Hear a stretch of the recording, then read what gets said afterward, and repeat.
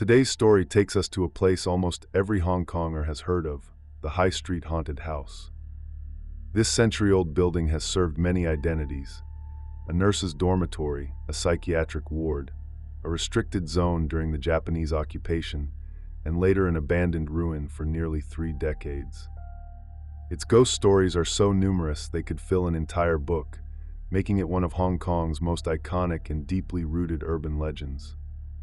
So today, we'll start with the dark history behind the High Street Haunted House, then move on to 2 of its most classic and unexplainable supernatural encounters, and finally, we'll end with something almost no one knows. Perhaps the most shocking part of this entire episode: a real, government-conducted paranormal investigation.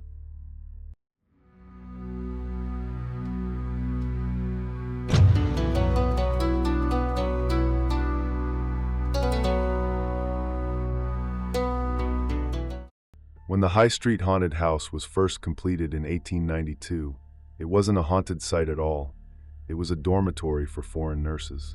Built entirely from granite, with elegant lines and touches of Baroque influence, it was considered one of the most striking buildings on High Street.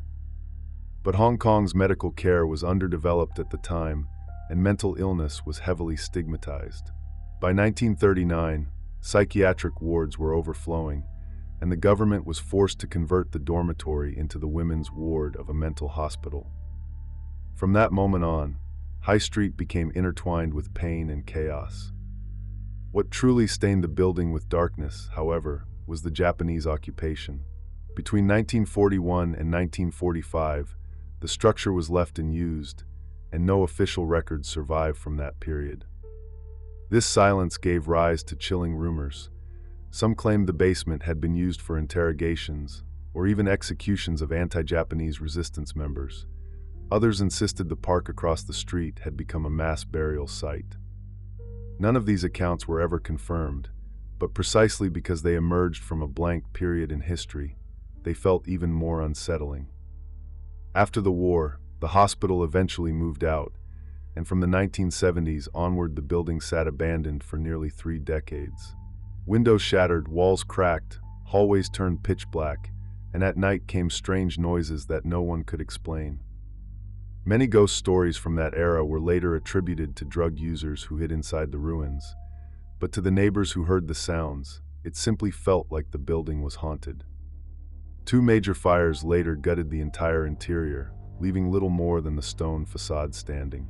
The destruction made the place even more desolate.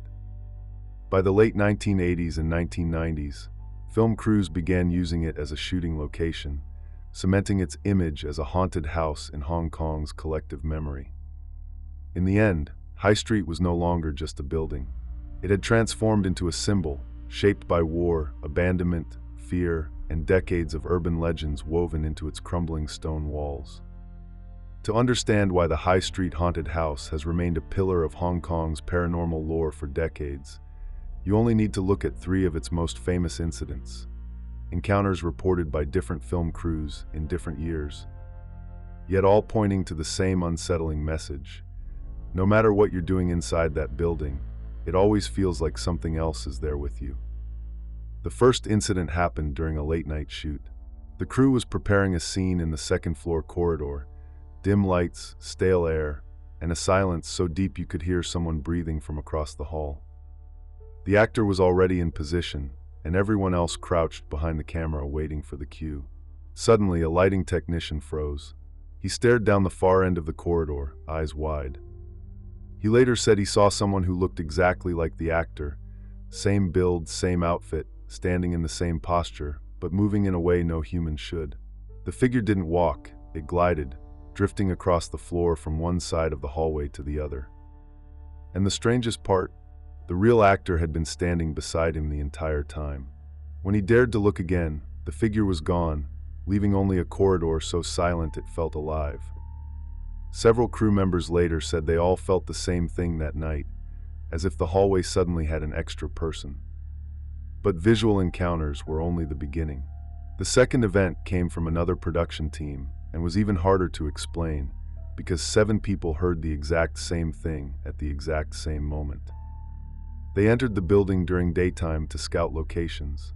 Even under daylight, the corridor felt unnaturally dim, and every footstep echoed as if the space were sealed shut. Just a few minutes in, a woman's voice began to cry out, not a scream, but a trembling, terrified, trapped kind of cry for help. The sound shifted from far to near, then directly beside their ears, then drifting upward as if climbing the stairwell. The 7 crew members looked at one another to confirm they weren't imagining it, then fanned out to search. Every room they checked was empty, and the scariest part was that no matter where they walked, the voice maintained the same distance from them, as if it wasn't coming from the building at all, but moving with them. Eventually, they bolted out of the site and abandoned the idea of filming there. Thinking back on it, they all said the same thing. That voice didn't sound entirely human. The third incident is considered by many filmmakers to be the most physical paranormal event at High Street. Another crew discovered a room that had been sealed shut with wooden boards for years. One staff member, annoyed that it was blocking the walkway, casually pried the boards off. From that moment on, strange things happened non-stop. Lights flicked on and off without warning. Audio equipment recorded low, breath-like sobbing. Shadowy figures darted across the far end of the corridor in directions that didn't match the light sources, and one crew member even fell and was injured for no clear reason. Equipment and film reels disappeared and later reappeared in places no one had touched. Tension grew by the day until the whole team decided to halt production and perform a full ritual offering, complete with roast pig. After the ritual, every disturbance stopped instantly, and filming resumed without a single issue. One staff member later said something that stayed with everyone. At High Street, it's not that you disturb something. It's that something never wanted to be disturbed in the first place. 3 incidents, 3 different teams, 3 types of encounters, yet they all lead to the same conclusion. Inside the High Street haunted house, what you see isn't necessarily everything. And in places where you think you're alone, someone or something might have been walking beside you the whole time. As the ghost stories surrounding the High Street haunted house spread wider and wider, they eventually impacted the government's reconstruction plans. In the late 1990s, when the authorities were preparing to begin restoration work, they ran into an unexpected obstacle. Construction companies and workers started refusing to take the project. Some said they would only work during the day, others outright refused to join, all for the same reason: the place was too haunted. To resolve the issue, a discreet government task group, normally responsible for assessing unusual or special-use government properties, was quietly assembled. They were not exorcists nor paranormal experts, but rather an internal team tasked with determining whether any unexplainable phenomena existed that could compromise safety. Almost no one knew this team existed, and their missions were highly confidential. On the night of deployment, the team gathered inside a government office, waiting for instructions. Only when the vehicle pulled up near High Street did they realize where they were. The building had been abandoned for years, and they were entering it well after midnight. In the darkness, the structure looked impossibly tall, with broken windows and peeling walls that rustled faintly in the wind, as if the entire building were breathing. The team stepped inside with their equipment. The moment they entered the basement level, a wave of foul air hit them. Not the smell of decay, but a suffocating mix of damp, rot, and stagnant garbage, strong enough to make them instinctively want to leave. The dungeon-like space was filled with burnt furniture, twisted metal frames, and slabs of charred wood. Each step on the hollow floorboards echoed unnaturally, as if the building itself were responding to their intrusion. When they climbed the wooden staircase, the sharp creaking sounded almost like a warning whispered through the dark: "Someone has arrived." But the biggest surprise came halfway through the investigation. A patrol team of police officers suddenly burst in, flashlights raised, demanding to know who they were and why they were inside a condemned building at that hour. Because their work was classified, none of the team members could give a real explanation. All of them were taken to the station for questioning, forcing the investigation to stop abruptly. 2 weeks later, the team returned with a full set of equipment: audio recorders, night vision devices, and Polaroid cameras.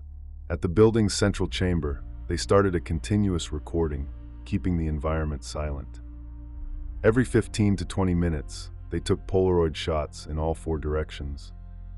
Most of the photos developed pitch black, but a handful contained strange light formations, some resembling silhouettes, others like floating streaks of mist, appearing in places where no light existed.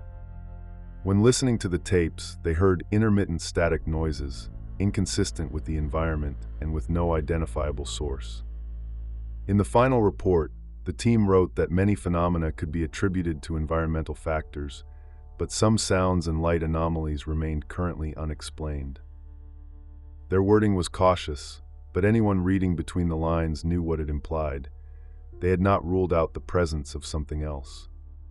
Still, the report provided enough reassurance for reconstruction to proceed. The High Street haunted house was eventually restored and preserved as the historical landmark we know today. Yet one comment from a team member still sends shivers down the spine. High Street isn't the most haunted place, but it's one of the few where you feel something is watching you from the dark. After its revitalization, the High Street haunted house has been fully opened to the public. The space is brighter, more open, and no longer hidden behind locked gates. What was once inaccessible is now part of the everyday city, freely walked through by residents and visitors alike. Some people mention moments of unusual quiet along the upper colonnade, or a sense of stillness that feels distinct from the surrounding streets. This may simply be how sound and space behave within an old stone structure, or the contrast between a preserved site and a modern city moving around it. More than anything, it reflects the weight of a place that has witnessed over a century of change. Today, the High Street haunted house is no longer a site of fear or speculation. It stands as a historical space, one that invites people to walk through it, observe it, and form their own impressions. If you've been there, feel free to share what you noticed in the comments. And if you enjoy stories that explore the hidden history of the city, remember to like the video and subscribe for more.